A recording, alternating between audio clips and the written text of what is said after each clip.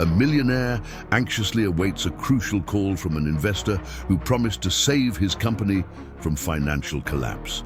When he steps out for an emergency meeting, the phone rings and his cleaner's 8-year-old daughter, a sharp girl from the outskirts, boldly answers and says, "Never call my boss again." When he returns and catches the last seconds of the conversation, he is left in complete shock. The Thursday air was heavy, a hot, humid mass that clung to the skin and made every breath a chore. Inside Sal's auto and repair, the smell of burnt oil and hot metal mingled with the sweat of the mechanics, creating an almost suffocating atmosphere. Arthur Montenegro felt the collar of his imported linen shirt stick to his neck, a clammy sensation that fed the fury simmering in his chest. His black Mercedes, a masterpiece of German engineering, was dead, a silent monument to his impotence. For over an hour, he had watched 3 men in grease-stained coveralls hunch over the open engine, their tools clinking with an ineffectiveness that wounded his pride. Every lost minute was another broken link in the chain of control he had meticulously built around his life. A crucial meeting was unraveling in some air-conditioned skyscraper, and here he was, trapped in this purgatory of vulgar smells and sounds.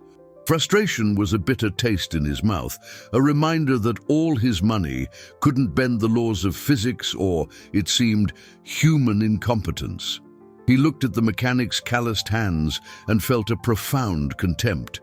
They were hands that built, yes, but crudely, without the elegance and precision of a well-negotiated contract or a successful hostile takeover. He saw in them a reflection of a world he had left behind, a world of limitations. His financial empire was supposed to have insulated him from forever. The anger, however, was just a convenient mask for the pain that gnawed at him from within. The stalled car was a mirror of his own life, sophisticated on the outside, but with something fundamentally broken on the inside, something even he didn't know how to fix. A brief glimpse of his daughter, Clara's face flashed through his mind, the look of disappointment on her last birthday, when he'd cancelled their celebration to close a deal in Tokyo. That same look of breakage, of an essential piece that had come loose and been lost. He shook his head, swatting the memory away like an annoying fly. Weakness was not an option. "Well," his voice cut through the air, cold and sharp as a scalpel, "do you intend to stare at this junk heap all day, or are you actually going to do something to justify the absurd amount you'll be charging me?"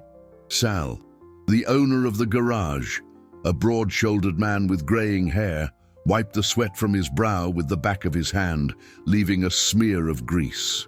"Mr. Montenegro, with all due respect, we've never seen anything like this.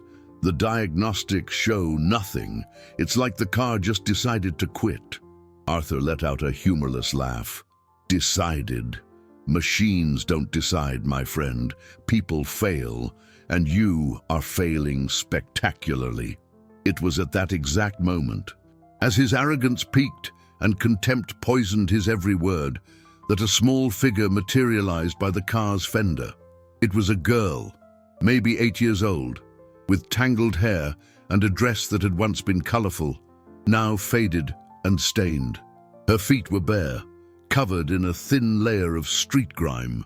She wasn't looking at him, but at the complex tapestry of wires and parts in the engine, her large, serious eyes scanning each component with a focus that belied her fragile appearance. For an instant, time seemed to stop. The clatter of tools ceased. The girl lifted her gaze, fixing it directly on Arthur. A deep stillness settled in her eyes, a wisdom that didn't belong to her age. Then, in a voice so quiet it could barely be heard over the distant hum of traffic, she whispered the words that would change everything. "Sir, I know how to fix your car." A shocked silence lasted for a second before being shattered by a loud laugh from one of the younger mechanics. The laughter spread like wildfire, infecting the other waiting customers. Sal tried to suppress a smile but failed. Arthur's humiliation, already unbearable, found a new target. He saw in the girl the perfect opportunity to deflect attention from his own vulnerability. With a cruel smirk, he turned to the small audience, projecting his voice so everyone could hear his joke. "Did you hear that? The little genius is going to save us." He leaned toward the child, scorn dripping from every syllable. "All right, let's make a deal. You fix my car, and I'll adopt you." The garage erupted in even louder laughter, the sound echoing cruelly as the girl remained still, impassive, her gaze still fixed on the engine that defied them all. The sound of laughter echoed off the garage's metal walls. A wave of scorn that seemed to solidify the hot air. Arthur felt like the conductor of this cruel orchestra, and for a brief moment, he savored the power of turning a child's humiliation into his own relief. But the girl didn't flinch. She didn't cry. She remained motionless, her eyes fixed on the car's silent, metallic heart, as if the noise around her were merely the buzzing of distant insects. Her indifference was more unsettling than any tear. Slowly, as if in her own world, she held out a small, grimy hand towards Sal, the garage owner, who was still wiping tears of laughter from his eyes. Her voice, still a whisper, but now filled with an inexplicable authority, cut through the remaining mockery. "I need a screwdriver with a magnetic tip, 7 millimeters. The specificity of the request silenced the last of the laughter. Sal blinked, surprise replacing the humor on his face. He glanced at his assistants, who shrugged, equally bewildered, but there was something in the girl's posture, in the seriousness of her gaze, that compelled him to obey. He rummaged through his toolbox and, with visible hesitation, handed her the requested tool. Arthur watched, a cynical smile still playing on his lips, awaiting the punchline. The kid could barely hold the tool properly. This was going to be delicious. The girl, however, moved with a grace and precision that contradicted her appearance. Her small, nimble fingers found a path through the tangle of wires and hoses, a place the grown men hadn't considered. She didn't seem to be looking. She seemed to be feeling. She leaned over the engine, her hair falling across her face, and a soft metallic sound was heard, an almost imperceptible click, then another. She pulled back, placed the screwdriver carefully on the ground, and with the same unearthly calm, looked up at Arthur. "You can start it now?" The silence that followed was absolute, heavy with the expectation of everyone present. Arthur felt a chill run down his spine. It was absurd, impossible, but he was a man who never backed down from a challenge, especially one he had proposed himself. With slow, deliberate steps, he walked to the driver's side door, the feeling of dozens of eyes on his back. He sank into the soft leather, the familiar scent of luxury calming him for a moment. He inserted the key into the ignition, his heart beating a strange, uncomfortable rhythm against his ribs. He turned it. The engine roared to life instantly, a deep, powerful and perfect sound, filling the garage with the vibration of its restored health. No one clapped, no one spoke. The sound of the engine was the only judge in this makeshift courtroom, and its verdict was undeniable. The girl had been right. The professionals had been wrong, and he, Arthur Montenegro, the titan of industry, had been made the biggest fool of all. He cut the engine, and the silence that returned was 10 times heavier than before. It was a silence of shock, of embarrassment, and for Arthur, of a humiliation so profound it nearly left him breathless. Slowly, he got out of the car. All eyes were pinned on him, waiting. What would he do now? His promise, made in jest, hung in the air like a sentence. "You fix my car, and I'll adopt you." The words echoed in his mind. The girl watched him, her large, serious eyes holding no triumph, no expectation. There was only a quiet stillness. She wanted nothing from him. Then, to everyone's astonishment, she simply turned around. On her bare, dusty feet, she began to walk toward the garage exit, away from the miracle she had just performed, as if it were the most natural thing in the world. She was leaving him alone with the weight of his ridiculous promise and the shame of his exposed cruelty. "Wait!" The word escaped Arthur's lips before he could stop it, a raw, strange sound in the stunned silence of the garage. The girl stopped at the threshold, her back to him, a small silhouette against the blinding afternoon light. She didn't turn, but her stillness was an answer. All eyes shifted to Arthur, curiosity replacing shock. That single cry had committed him, turning an embarrassing situation into a public spectacle of which he was now the undisputed star. Pride, the armor that had protected him for decades, was cracked, and beneath it, something unfamiliar and uncomfortable was stirring. It wasn't compassion, he told himself, it was a matter of image. He couldn't be seen as the man who humiliated a child and then simply drove away. With a sharp gesture, he pulled his wallet from his pocket, extracting a thick wad of cash. It was his solution for everything: money. A clean, efficient transaction. He would pay for the service generously, and the episode would be closed. "Kid, this is for your work." He walked toward her, his hand outstretched, the money a barrier between them. He expected her to turn, for her eyes to widen at the amount, for a grateful smile to erase the memory of the humiliation. But she didn't move. When he was close enough to touch her, she finally turned, but her gaze didn't go to the money. It went to his face, and in those deep, serious eyes, he saw neither gratitude nor anger. He saw something far worse: pity, as if she knew that wad of cash was all he had to offer. Without a single word, she shook her head, a subtle but definitive gesture. And then she was gone, disappearing onto the busy sidewalk, swallowed by the city's anonymous crowd.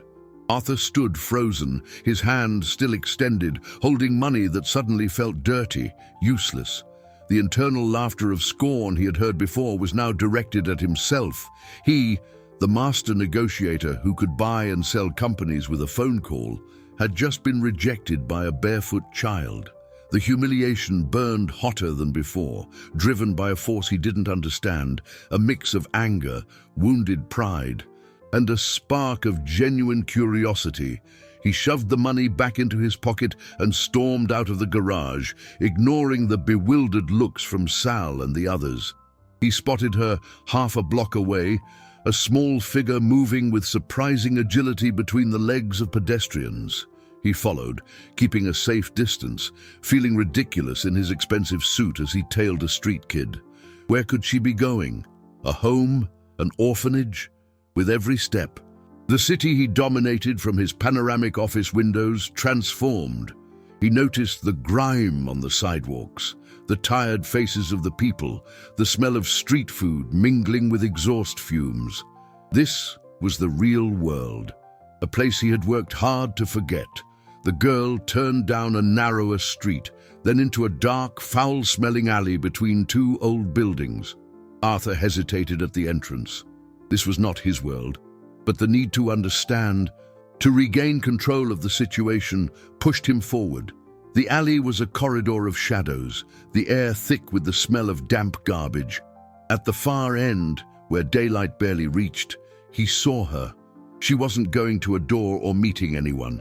She stopped beside a large, rusted dumpster. There, in a small recess in the brick wall, was her shelter. A piece of cardboard on the ground served as a bed. Beside it, a worn-out teddy bear with a missing eye stood guard. Arthur stopped, the air knocked from his lungs. This wasn't just a poor girl. This was a child living alone in this filthy hole, the weight of his words in the garage. "You fix my car, and I'll adopt you," crashed down on him with the force of an avalanche. No longer a joke, but the cruelest of ironies. Arthur remained frozen at the alley's entrance, a displaced figure in his designer suit, watching the scene unfold in the dim light.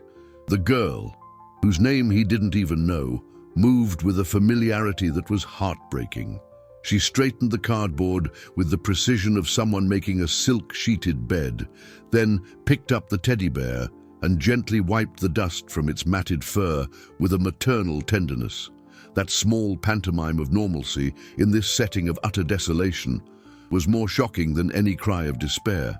He, who lived in a mansion with more rooms than people, who changed cars like he changed shoes, was witnessing the raw definition of abandonment, the memory of his own childhood. A ghost he kept under lock and key forced its way out. He remembered himself, a small boy at an expensive boarding school, staring out the window at families strolling in the park.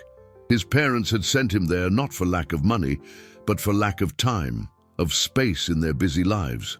He'd had a warm bed, food on the table, but the loneliness was the same as what emanated from that small figure in the alley. It was a cold that came from within, one no blanket could warm. Guilt, once a nagging ember, flared into a flame that burned his chest. His mockery in the garage hadn't just been cruel, it had been a desecration. He had mocked a survivor, a child who faced a daily reality he couldn't endure for an hour. As he wrestled with these thoughts, a burly man in a stained apron emerged from the other end of the alley. It was the owner of the corner bakery. Arthur vaguely recognized him. The man strode forward, his face twisted into a scowl. "Hey, you!" he shouted, his voice echoing unpleasantly between the brick walls. "I thought I told you not to come back here, you little thief." The girl shrank back, hugging the teddy bear to her chest. She didn't answer, just watched him with those large, frightened eyes. You took 2 loaves of bread yesterday. Think I didn't see you?" the baker continued, advancing on her menacingly. "Your kind only learns one way." He raised his hand, and Arthur felt his blood run cold. Instinct, faster than thought, made him step forward, out of the shadows and into the alley's faint light. "Excuse me," he said, his voice quiet but laced with a thread of steel that made the baker stop and turn. The man's eyes widened at the sight of the imposing, well-dressed figure. "What do you want here? This ain't no place for your type." Arthur ignored the question. "How much were the loaves she took?" he asked, his voice controlled, almost a whisper. The baker, taken aback, stammered, "Well, it's not about the money, it's the principle. She has to learn." "How much?" Arthur repeated, this time with a chill that cut the air. He pulled out his wallet again, but this time the gesture had a different purpose. It wasn't to get rid of a problem, but to solve one. The baker, intimidated, mumbled a price. Arthur pulled out a bill worth many times more and held it out. "This covers yesterday's bread, today's, and all of next month's. Leave her alone." The man snatched the money, his eyes wide, and shuffled away, muttering, casting one last confused look at the scene. The alley fell silent again. Arthur turned to the girl. She was still watching him. The bear pressed tightly against her. The fear in her eyes had been replaced by a deep wariness. He was a stranger, a man who had humiliated her and now defended her. She didn't know how to react, and neither did he. He crouched down slowly so as not to frighten her, keeping a safe distance. "What's your name?" he asked, his voice softer than he remembered using in years. She hesitated for a long moment, her small lips trembling. Finally, the answer came, as faint as the rustle of dry leaves. "Lena, Lena," he repeated, the name feeling both strange and terribly important. He wanted to say something, to apologize, to explain, but the words wouldn't come. What do you say to a child who has fixed your soul as much as your car, and to whom you offered nothing but cruelty? "You can't stay here, Lena," he finally said, the sentence sounding inadequate and obvious. She didn't answer, just hugged the bear tighter. In that moment, he understood that money wouldn't solve this. Shielding Lena from local shopkeepers was just the beginning. She needed more than bread. She needed a safe place, legal protection, someone to fight for her. And the universe, in its biting irony, seemed to be pointing directly at him. The man who had sworn never to get involved, never to care again. Arthur's decision wasn't a bolt of moral inspiration, but a slow, reluctant acceptance of the inevitable. Looking at Lena, huddled in her cardboard refuge, was like staring into a distorted mirror of his own failings. Leaving her there wouldn't just be an act of indifference. It would be an admission of his own cowardice. He had no idea what he was doing. Acting purely on an impulse his business logic would deem irrational and inefficient. "Come with me," he said, the words sounding more like a command than an invitation. He cursed himself internally. He didn't know how to talk to children, especially one he had terrified. Lena didn't move. Her large, wary eyes studied him, weighing his intentions. To her, he was a contradiction, the aggressor and the protector, the monster and the savior. He sighed, running a hand through his hair, a familiar gesture of frustration. He needed a different approach. "Look, Lena, you helped me. Now I want to help you." The words sounded hollow, a cliché from a bad movie. He tried again, searching for an honesty he hadn't used in years. "I was cruel to you. What I said in the garage was wrong. No one should have laughed at you." The mention of the garage made something shift in her face. A shadow of pain crossed her eyes, the first clear emotion he had seen in her besides fear and seriousness. It was that vulnerability that finally gave him the key. He didn't need to be a hero, he just needed to be human. He sat down on the filthy alley floor, a few feet from her, ignoring the crease in his $1,000 pants. The gesture surprised her. He was no longer towering over her, but putting himself on her level. "I don't know what to do," he admitted, and the confession felt surprisingly light. "But I know you can't stay here. It's dangerous." He waited. The silence stretched, broken only by the distant noises of the city. Finally, with a heartbreaking hesitation, Lena gave a small nod. It was enough. The journey from the alley to his car was an exercise in strangeness. People on the street stared at the unlikely pair, the impeccably dressed man and the dirty, barefoot girl who held his hand with the grip of someone clinging to a life raft. He placed her in the passenger seat of the Mercedes, the cream leather contrasting painfully with her ragged clothes. She sat on the very edge of the seat, tense, as if afraid she would contaminate the luxury with her mere presence. He drove aimlessly for a while, his mind racing. What the hell was he doing? Take her to an orphanage, a shelter. The thought of handing her over to a faceless institution after pulling her from that alley felt like a betrayal. As the car slid silently through the streets, he made a call. "Helena, I need a favor. It's complicated." Helena was his lawyer, a pragmatic and efficient woman, the only person who could tolerate his temper. He explained the situation concisely, omitting his own shameful role at the beginning of the story. Helena listened in silence, and when he finished, she let out a long sigh. "Arthur, you can't just pick up a child off the street. There are procedures, laws. This could be interpreted as kidnapping." "I didn't kidnap her. I'm helping her," he retorted, his irritation returning. "She was being threatened." What was I supposed to do? Call the cops and let her be taken to some overcrowded shelter? "Yes, Arthur, that is exactly what a normal person would do," Helena said, with the patience of someone explaining the obvious. "But you're not normal." "All right, do this. Take her somewhere safe and neutral. A hotel, get her food, clean clothes. I'll start checking the official channels. See if there's a record of her, any relatives." "But Arthur," her voice turned serious, "don't get attached. You're doing a good deed, but she is not your long-term responsibility." Helena's words were sensible, logical. They were what he himself would say to any of his executives. But as he glanced to his side, at the girl staring out the window with quiet fascination, the city lights reflecting in her eyes, he felt a knot form in his throat. Long-term. What did that even mean? He'd spent his whole life planning the long term for his businesses. But for people, his horizon never extended beyond the next contract. He knew Helena was right. Getting involved was a risk, a complication he didn't need. But for the first time in a long time, the logical path didn't feel like the right one.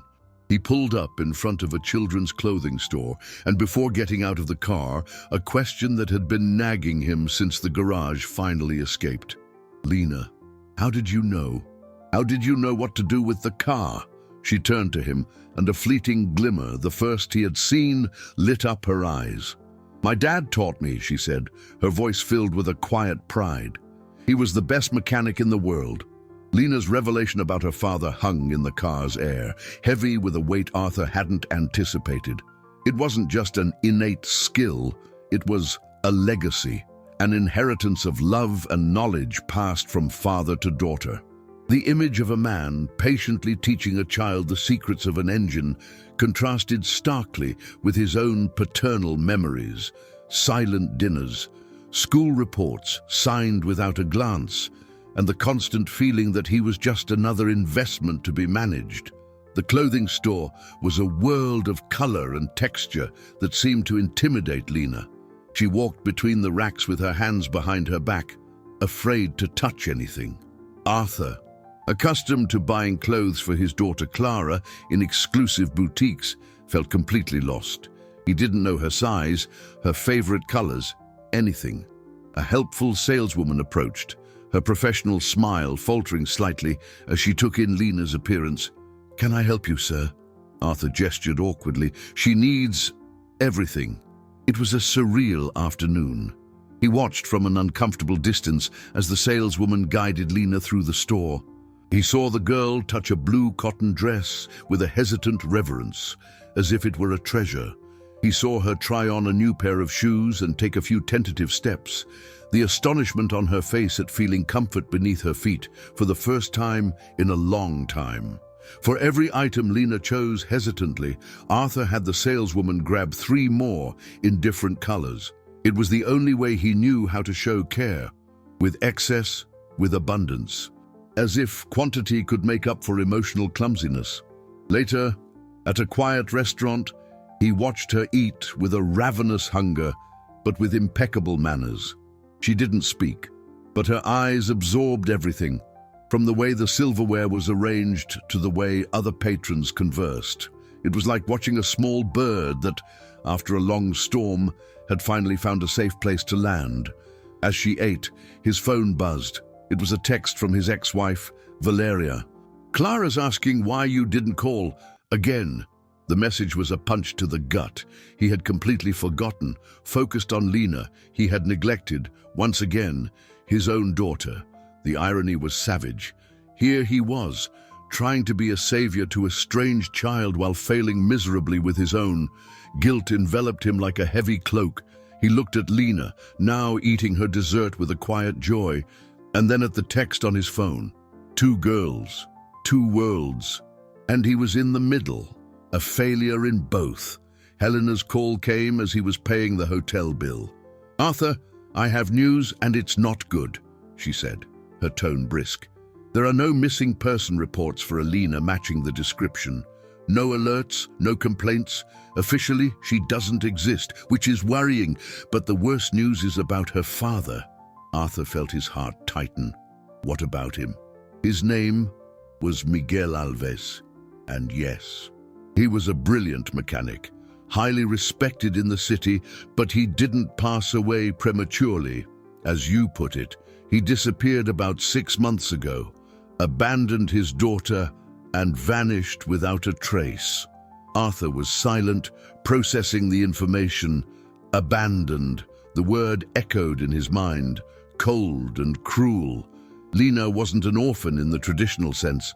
She was a child her own father had left behind. The pain of that revelation was something he knew intimately. "There's more," Helena continued, her voice tense. "Your name, Arthur, is starting to get around. The story of the miracle at the garage has spread. And with it, the part about your joke. Valeria called me a little while ago. She heard from a friend. She's furious. She thinks you publicly humiliated a child and are now trying to clean up your image with this Good Samaritan act. And she plans to use it against you at the next custody hearing." The floor seemed to drop out from under him.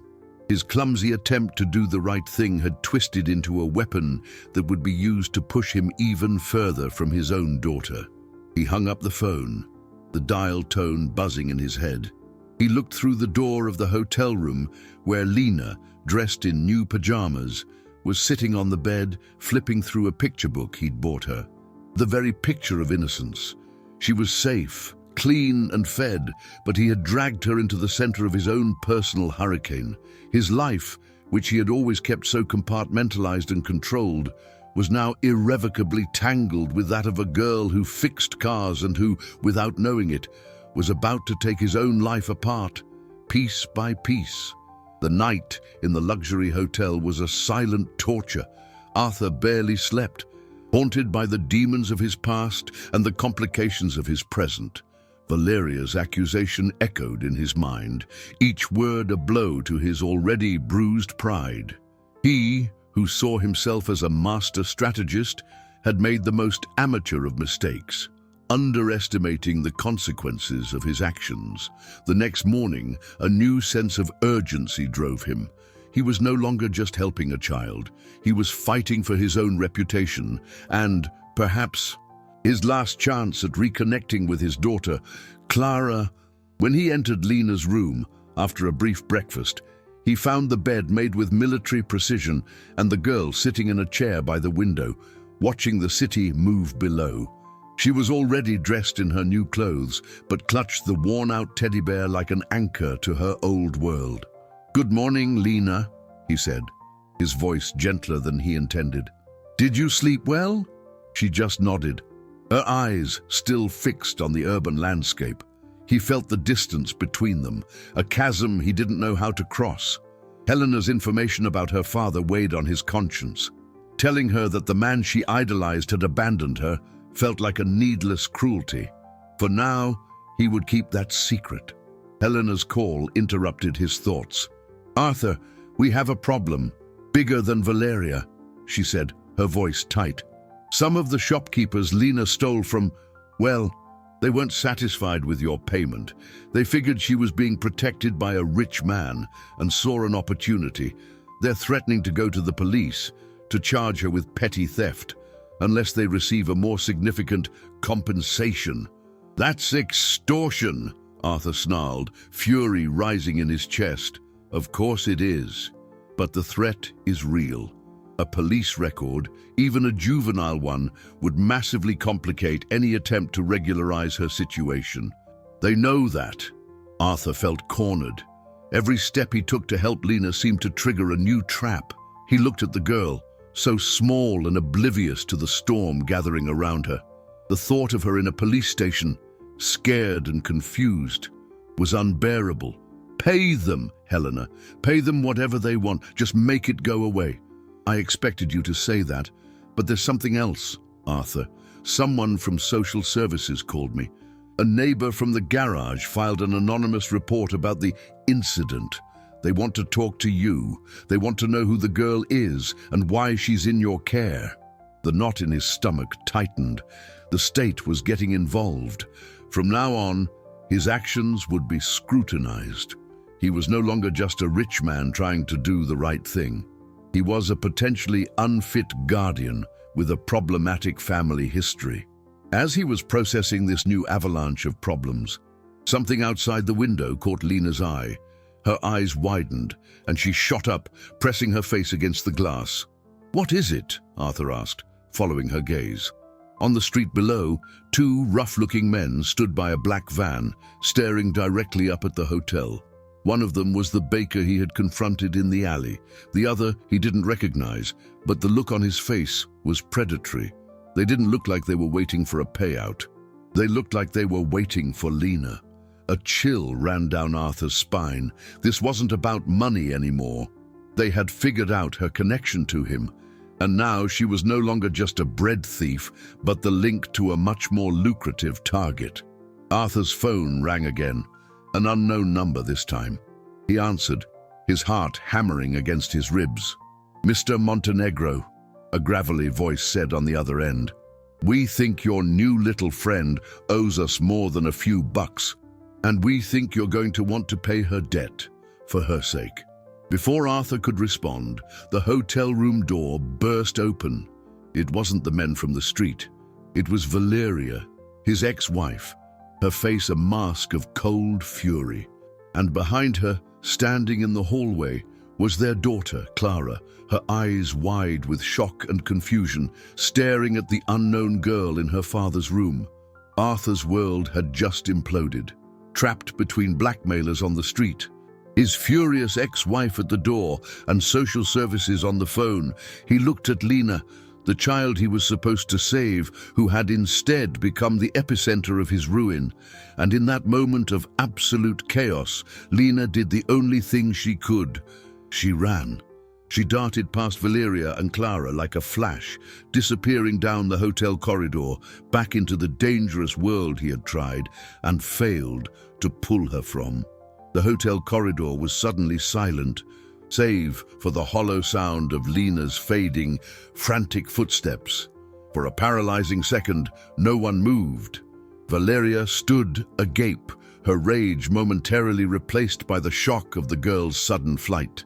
Clara, his daughter, stared at the empty space where the other girl had been, an unreadable expression on her face. Reality hit Arthur like a physical blow.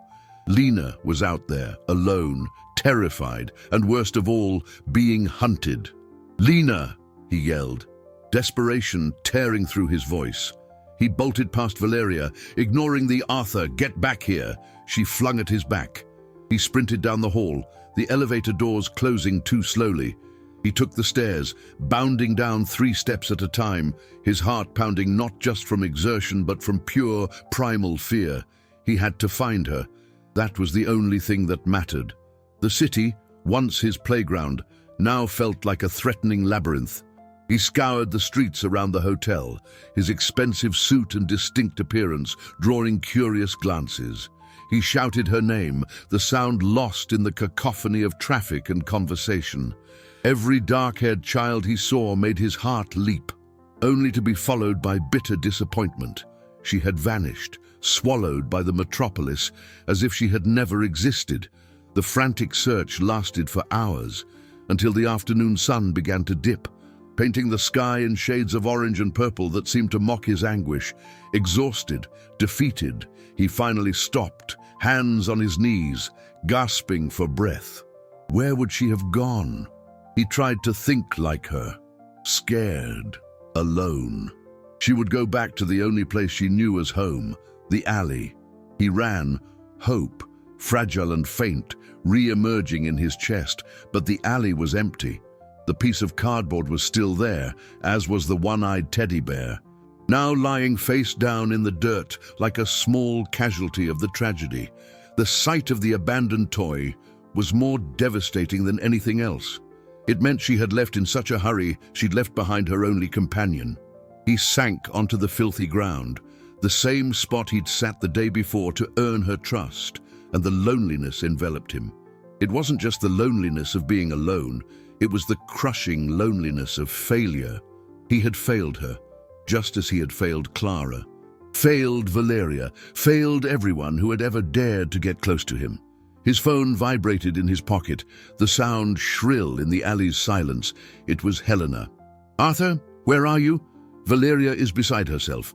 Social services wants to schedule an urgent meeting, and the men who called, they called again. They're getting impatient."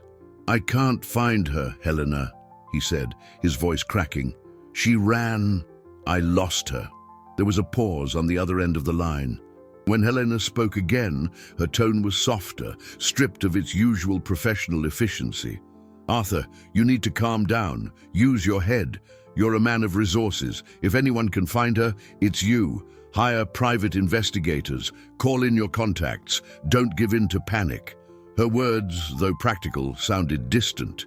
Resources, contacts, money. The tools he had always used to solve everything felt coarse and inadequate to fix what was now broken. He was about to hang up when he heard a noise from the back of the alley, a small scuffling sound, like loose gravel shifting. He stood up, his heart leaping. "Lena?" No answer. He walked slowly toward the darkness, his heart in his throat. From behind the dumpster, huddled in a small cavity in the wall he hadn't noticed before, a figure emerged. But it wasn't Lena. It was Sal, the owner of the garage. The man got to his feet, brushing dust from his pants. His face creased with worry.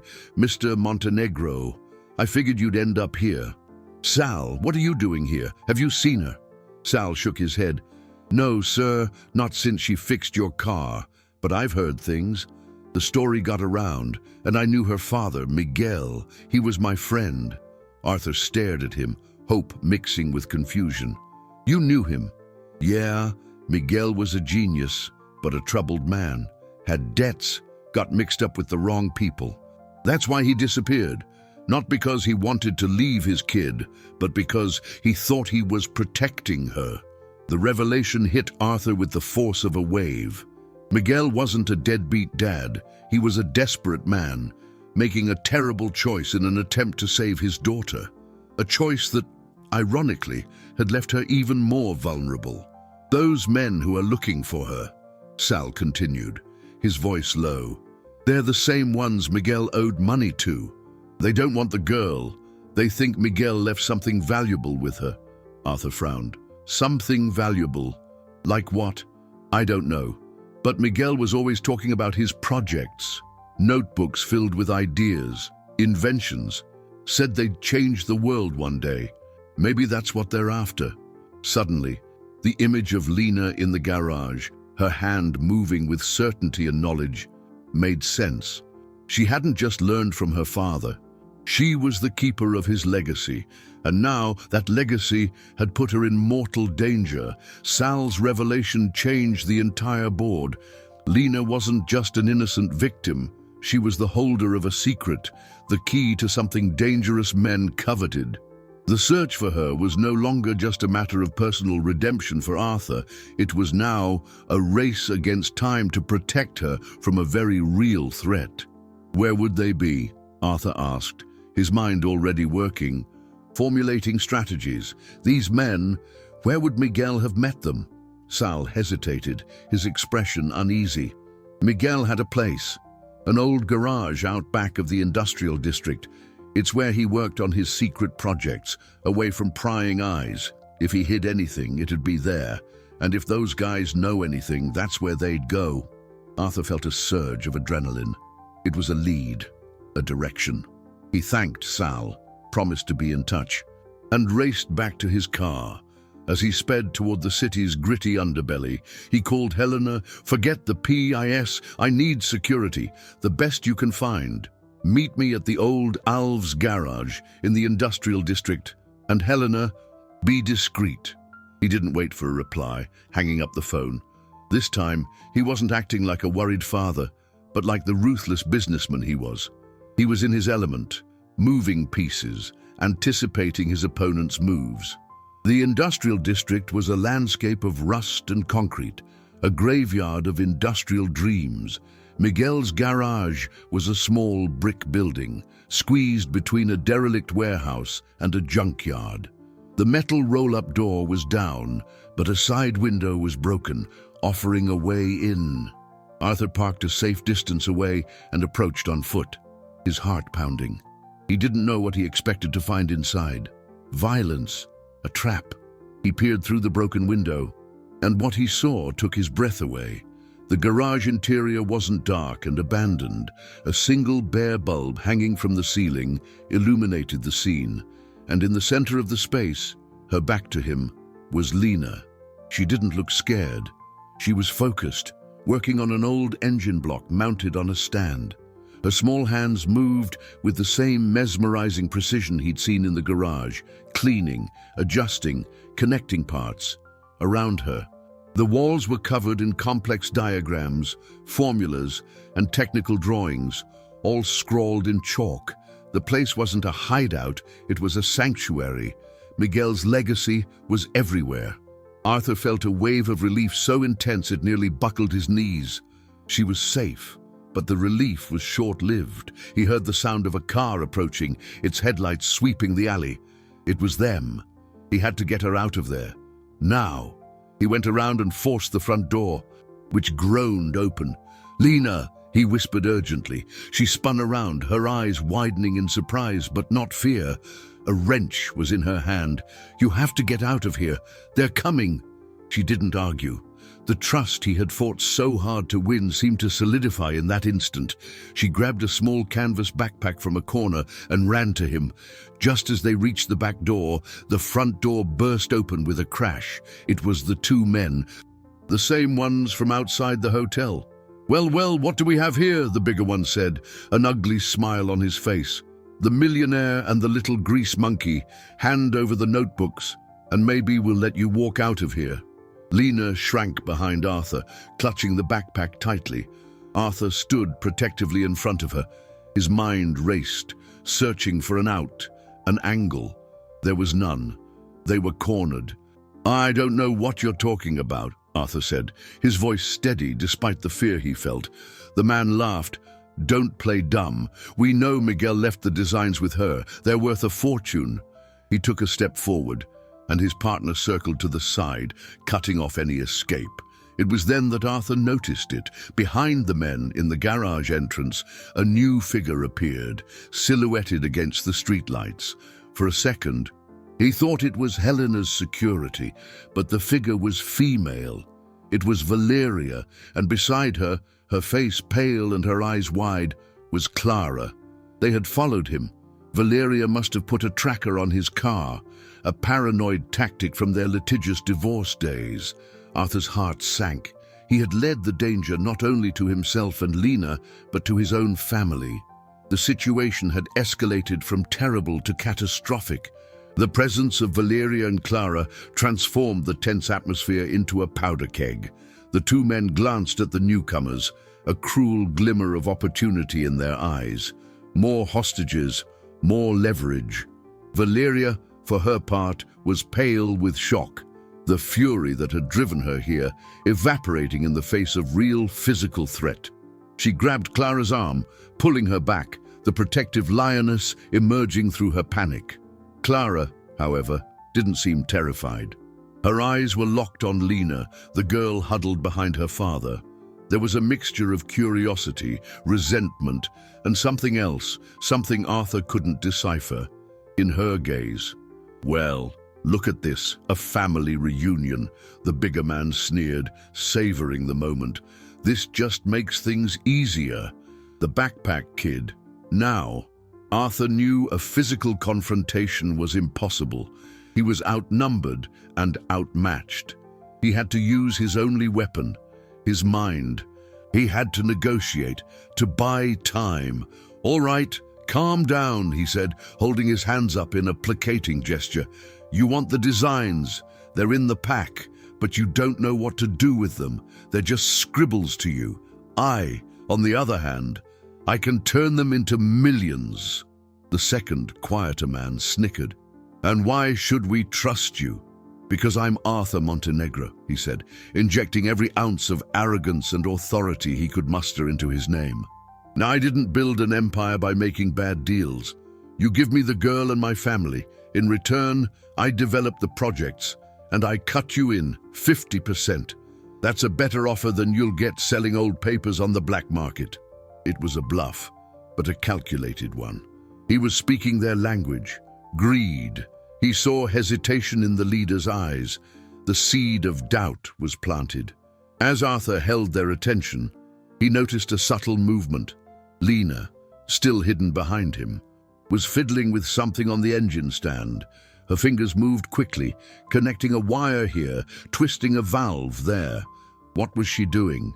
The burly man seemed to make a decision. "I like your nerve, Montenegro, but I prefer the simple approach. We take the backpack and we disappear. And to make sure you don't call the cops, maybe your pretty daughter comes with us for a while." The icy fear returned with a vengeance. He had failed. The bluff hadn't worked. The man took a step toward Clara. Valeria let out a strangled cry. It was at that exact moment that Lena stood up. "No!" she yelled, her voice surprisingly strong. She was holding two thick cables, their stripped ends dangerously close. With a swift movement, she touched them to a terminal on the battery connected to the engine. A bright blue spark leaped, and the old engine, which looked like it had been dead for decades, roared to life with a deafening clamor. The sound was so unexpected and violent, it made everyone jump. But that wasn't all. The engine began to shake violently on its stand, and a thick cloud of black, oily smoke poured from its exhaust, rapidly filling the garage. "Run!" Arthur yelled, seizing the moment of confusion. He grabbed Lena's hand and pulled Valeria and Clara toward the back door. The two men, coughing and eyes streaming, were momentarily disoriented in the thick smoke. They burst out into the cool night air, scrambling down the back alley. Behind them, they heard the men shouting in rage and frustration. They reached Arthur's car, breathless, hearts hammering. He bundled them inside, got behind the wheel, and floored it, the tires screaming on the pavement. In the rearview mirror, he saw the garage shrouded in smoke, a chaotic scene of their making. He had escaped, but the problem was far from over. Now, the four of them were in a car together, running from dangerous men. Valeria was in shock, Clara was trembling silently in the back, and Lena, the small hero, clutched her backpack as if her life depended on it. The family he had shattered was reunited in the most unlikely and dangerous way possible, bound together not by love, but by fear. And he, the man who always had all the answers, had no idea what to do next. The security Helena had hired arrived too late, finding only an empty, smoke-filled garage, a silent testament to the drama that had just unfolded. The silence inside the Mercedes was heavier than the smoke they had left behind. Arthur drove with no destination, the city lights blurring past. Beside him, Valeria finally found her voice, but it was a trembling whisper, devoid of its usual fury. What was that, Arthur? Who were those men? In the back seat, Clara was huddled in one corner, as far as she could get from Lena, who was at the other end, clutching her backpack. The tension between the two girls was an invisible electric current, charged with years of resentment from one side and a lifetime of loneliness from the other. "It's a long story," Arthur answered, the phrase sounding absurdly inadequate. He knew he owed them an explanation, not just Valeria, but himself. How had his life come to this? He searched for a safe place, a sanctuary. His mansion was out of the question. It would be the first place the men would look. He considered hotels, but the memory of Lena's flight was too fresh. Finally, a memory surfaced. A mountain house he kept, a place no one, not even Valeria, knew he still owned. It was his private sanctuary, the place he escaped to when the weight of his empire became too much. It was the perfect place. The drive was long and silent. By the time they arrived, dawn was painting the sky gray. The house was a modern structure of wood and glass, nestled among tall pines, overlooking a misty valley. It was a place of peace, a stark contrast to the chaos of their lives. Inside, exhaustion finally overcame them. Valeria took Clara to one of the guest rooms, and Arthur showed Lena where she could stay. Before closing her door, he turned to the girl. "Lena, what you did back there, that was incredible. You saved all of us." She just looked up at him, her eyes large and serious, and gave a small nod before shutting the door. He was left alone in the vast living room, a fire crackling in the hearth. The adrenaline was gone, leaving behind a profound weariness and a painful clarity. He saw his life stripped of all its successful trappings, the money, the power, the reputation. What was left was a man who had broken his family and endangered another child. Valeria appeared in the doorway, wrapped in a robe. "Clara's asleep," she said quietly. "Now you're going to tell me everything, Arthur. No more lies." And so he did. He told her about the afternoon in the garage, the humiliation, the cruel joke. He told her about the alley, the baker, the discovery of Lena's life on the streets. He told her about Miguel, the debts, the designs in the backpack. He spared himself nothing, laying bare his arrogance, his carelessness, his guilt. Valeria listened in silence, her face unreadable. When he finished, she didn't scream. She didn't accuse him. Instead, she did something he never expected. She came over, sat beside him on the sofa, and said, You were an idiot, Arthur, a complete idiot. But you tried to fix it. In your own clumsy, arrogant way, you tried to do the right thing. Her words, a mixture of indictment and reluctant compassion, disarmed him completely. He felt the barriers he had built over the years begin to crumble. For the first time in a long time, he wasn't the CEO, the titan, the master of the universe. He was just a man, flawed and afraid. "I don't know what to do, Val," he admitted, his voice thick with emotion. "I put her in danger. I put all of you in danger. We'll figure it out," she said. And in that, "we" was the promise of an alliance he thought he had lost forever. The next morning, a new challenge arose, not from outside, but from within the house. Clara emerged from her room, her face swollen from crying, and confronted her father. "Why her?" she asked, her voice trembling with a pain that was more than just jealousy. "Why are you doing all this for her? You never did anything like this for me." The accusation hung in the air, brutal and true. Arthur had no answer.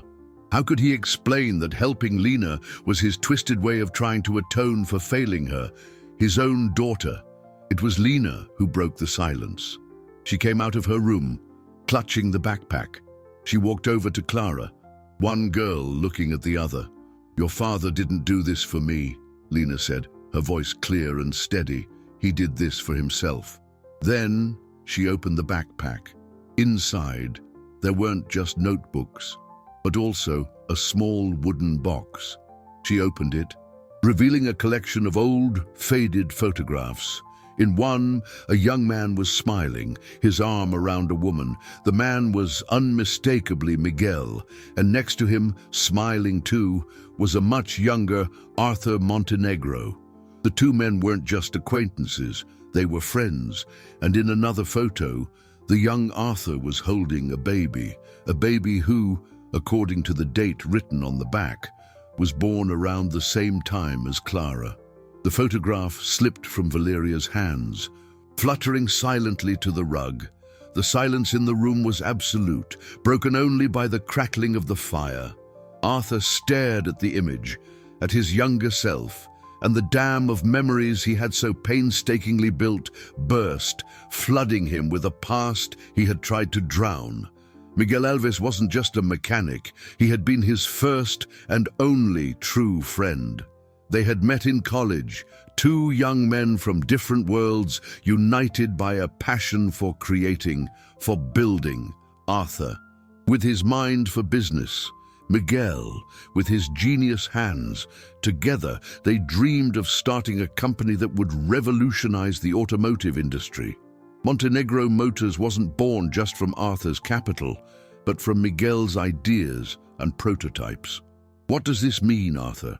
Valeria's voice was a thread, fragile and dangerous. He couldn't tear his eyes from the photo. He remembered the day it was taken. Clara's birth. Miguel had been there, at the hospital. More nervous than Arthur himself, holding his newborn goddaughter with reverent care. He was Clara's godfather, a fact Arthur had buried so deep he had almost convinced himself it never happened. The betrayal hadn't been Miguel's, it had been his. As the company grew, Arthur's ambition grew with it. He became obsessed with profits, with expansion. Miguel's innovative ideas, once the soul of the company, became unnecessary risks. Arthur began to marginalize his friend, making decisions without consulting him, turning their partnership into a dictatorship. The final straw was when Arthur, in a hostile maneuver, bought out Miguel's share of the company for a fraction of its real worth, using a contractual clause that Miguel, in his blind trust, had never read closely. He had destroyed his friend to build his empire. "He worked for you," Valeria whispered, putting the pieces together. "No," Arthur answered, his voice raw with shame. "He worked with me. I forced him out. I betrayed him."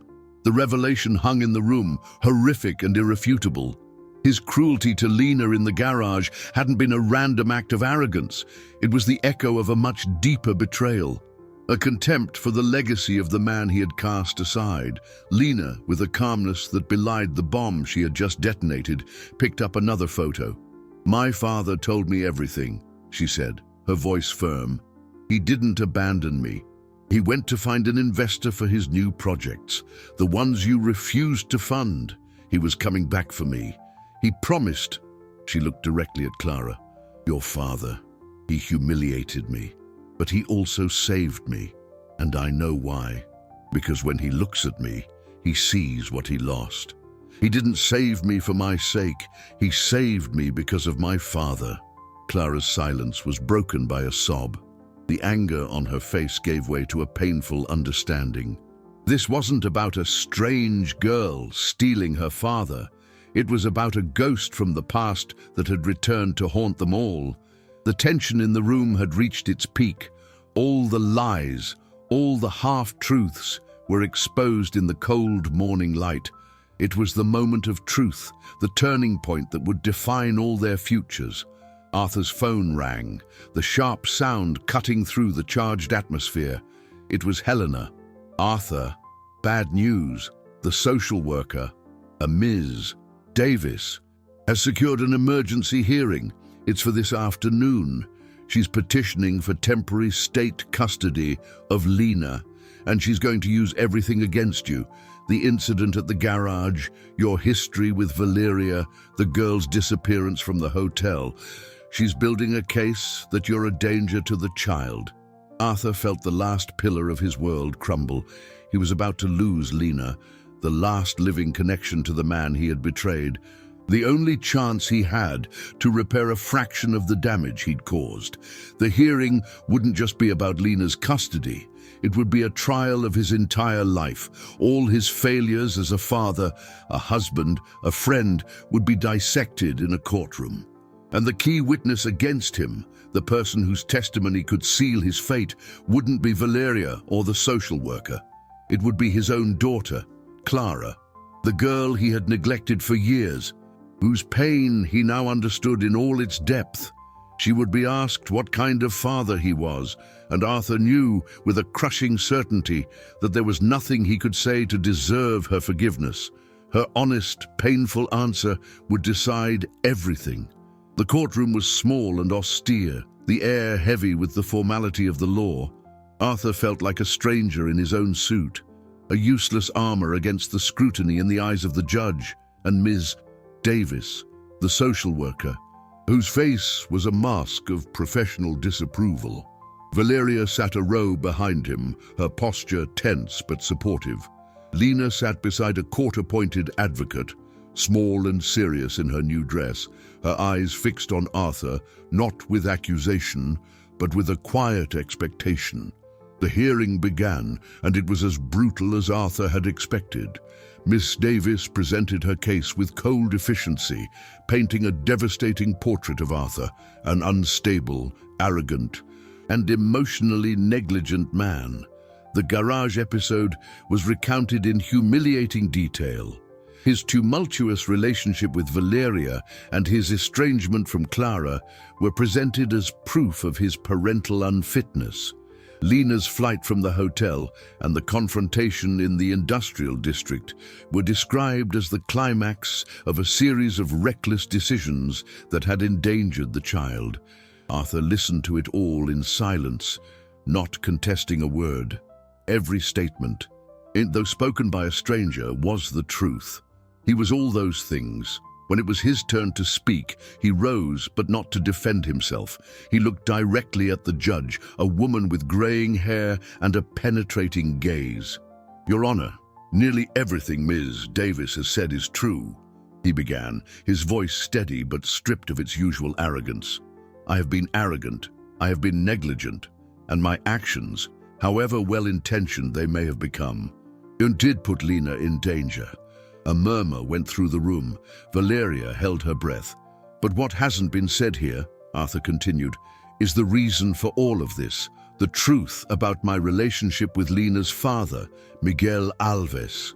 He then told the story of their friendship, their partnership, their betrayal. He spared himself nothing, confessing to his greed and how he destroyed the man who was his best friend and his daughter's godfather. "And I am not trying to adopt Lena to clear my conscience," he said, his voice cracking for the first time. "I know that's impossible. I am doing this because it's the only thing I can do to honor her father's memory, to give her the life he dreamed of, a life I stopped him from building. It is my debt, a debt I can never fully repay, but one I will spend the rest of my life trying to." He sat down, his heart exposed, his soul laid bare. The silence in the room was profound. The judge looked down at her papers, her face unreadable. "Mrs. Montenegro," the judge said, addressing Valeria, "what is your position on Mr. Montenegro's fitness to care for this child?" Valeria stood. "Your Honor, for years I believed Arthur was incapable of putting anyone before himself, but in the last few weeks, I've seen a change in him, a painful, reluctant, but genuine change. I've seen him scared. I've seen him remorseful. I've seen him try. I believe Lena is not a burden to him. She is his chance to become the man he should have been a long time ago." Finally, the judge turned to the most important figure in the room. "Clara Montenegro, please approach." Clara walked slowly to the front, her face pale. She looked at her father, at Lena, and then to the judge. "Ms. Davis believes the attention your father is giving Lena could be detrimental to you," the judge said gently. "She believes he isn't capable of being a father to 2 children. What are your thoughts on that?" The room held its breath. Everyone's future rested in the hands of a hurt teenager. Clara looked at her father, and Arthur saw in her eyes the pain of years of broken promises. He braced himself for the verdict, for the condemnation he knew he deserved. "My dad, he hasn't been a good father to me," Clara began, her voice shaky but clear. "He's missed birthdays, school plays, dinners. He always chose work." But she took a deep breath. "For the past few days, I've watched my dad fight for someone, not with money, but with his heart. I've seen him truly scared for Lena's safety. He wasn't thinking about business. He was thinking about her." She turned and looked at Lena. "I was jealous, so angry. But then I understood. Lena didn't steal my father from me. She's giving him back, the man I saw at the mountain house, the man who confessed his mistakes today. That's the dad I've always wanted. If he can be that dad for her, then maybe he can finally learn how to be that dad for me, too." A single, silent tear traced a path down Arthur's cheek. It wasn't a tear of sadness, but of a gratitude so overwhelming it hurt. His daughter hadn't condemned him. She had offered him the most precious thing of all, hope. The judge watched the scene, and a faint smile touched her lips. She brought down her gavel. "Temporary custody is granted to Arthur Montenegro, under the strict supervision of social services. A reassessment will be conducted in 6 months." The sound of the gavel echoed like a beginning, not an end. The immediate legal battle was won, but the emotional journey to rebuild their family was just starting. 6 months later, the Thursday air was light and crisp, carrying the scent of clean grease and the promise of a new start. Sal's auto and repair was no longer the same. The dark, cramped space had been transformed into a bright, modern training facility, the Miguel Alves Mechanical Institute. Arthur, wearing a clean set of coveralls with the institute's logo, watched the scene with a contentment no multi-million-dollar deal had ever given him.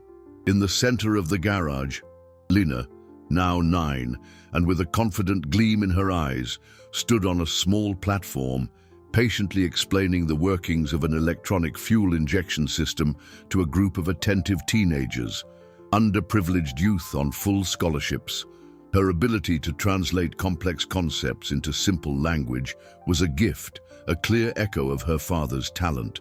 Beside her, Clara, a clipboard in hand, helped pass out tools and answer questions. The former barrier between the 2 girls replaced by a sisterly bond. She had found her own talent, not in mechanics, but in organizing and caring for the other students, becoming the institute's project manager. Valeria, sitting on a nearby bench, was chatting with Miss Davis. The social worker, once an adversary, was now a partner, visiting the institute regularly, not to supervise, but to admire the progress. Valeria and Arthur's relationship had also transformed. They hadn't rekindled their marriage, but they had built a new partnership based on mutual respect and the shared goal of raising their daughters. They were a family, redefined and stronger than before. Arthur felt a hand on his shoulder. It was Sal, who now served as the institute's head instructor. "He'd be proud, Arthur," the old mechanic said, nodding toward Lena. "Of both of you." Arthur nodded, a lump in his throat. He knew complete redemption was impossible, but making amends was a daily journey. Miguel's designs, from Lena's backpack, had become the institute's core curriculum. With Arthur's investment, the innovations that might have enriched one company were now being used to educate and empower dozens of young people, creating opportunities that would change their lives. The men who had threatened them had been arrested, thanks to an anonymous tip from Sal, who had finally found the courage to confront the ghosts of his friends' past. Lena's adoption was official. She was, legally and in every other sense, Arthur's daughter. More importantly, she and Clara were undeniably sisters. Later that day, the family gathered at the mountain house, the place that symbolized both their chaos and their healing. They sat on the deck, watching the sunset paint the valley in warm colors. Clara rested her head on Arthur's shoulder, a simple gesture that held a universe of forgiveness. On his other side, Lena snuggled close, feeling, perhaps for the first time in her life, completely safe. Arthur Montenegro, the man who once measured his worth in bank digits and corporate takeovers, now understood that true wealth wasn't in what you owned, but in where you belonged. He looked at the faces of his two daughters, the legacy of a painful past and the promise of a bright future. He had learned the hard way that the most complex engines, the hardest ones to fix, aren't made of metal and wires, but of flesh, bone, and feeling. The garage, the site of his greatest humiliation, had become the symbol of his redemption. The cruel joke he'd made had become a sacred promise, and the barefoot girl he'd scorned had not only fixed his luxury car, she had taken apart his life of lies and helped him rebuild it on a stronger foundation, one of truth, love, and second chances. He didn't know what the future held, but for the first time, he wasn't afraid. He had a family, and that was all that mattered.